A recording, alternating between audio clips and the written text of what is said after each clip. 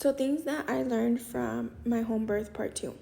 Now, it's not that I don't want to share details about my home birth, because I definitely have, and I got banned on my last TikTok, which is why I'm starting over again. I shared some photos and footage and people got all sad. But don't worry, because I'm actually switching over to another platform called Social, and there's no censoring there.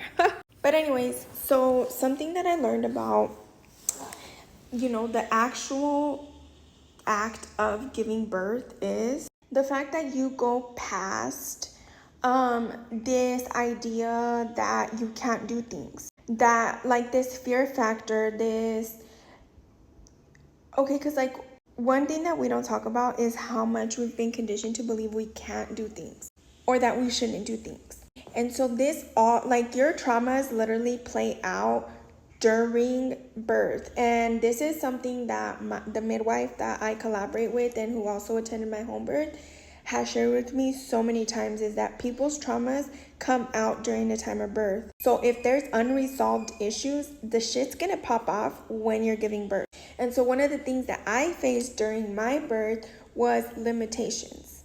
I did not want to go past my own threshold of pain, like physical pain, but also like the mental fatigue, because there was just so much, and I was like so attuned to everything around me. And so like the moment that I was like, you know what, fuck everything else, like I need to focus inward, when I was like, I put my limits and I'm like, yo, take the girls out of here right now, like I can't deal with their noise, I can't, like, was a moment that I was able to rest within myself and to be able to birth Ikan.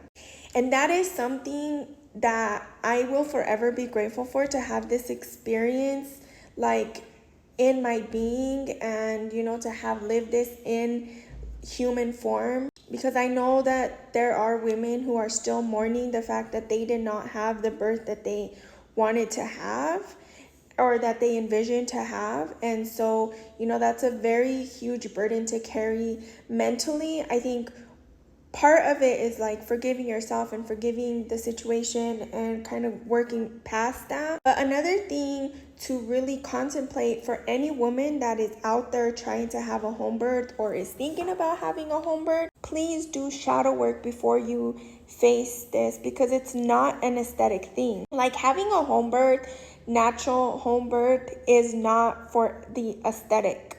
It is gruesome.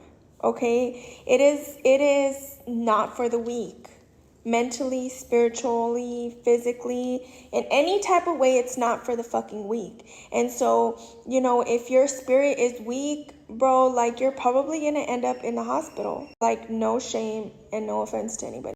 Another thing is, when you lack self acknowledgement, or like knowing yourself, like, you run into problems, right? Like, because you're not being honest with yourself and you're not being honest with the midwife. Like, if you're, have any questions or doubts, or you feel like something's off, whatever, like, when you're not being honest with yourself, it's difficult for you to be honest with another person. And so, like, all of these, like I'm saying, like, all of these things, if you haven't worked through them, that shit's gonna come out during the birth.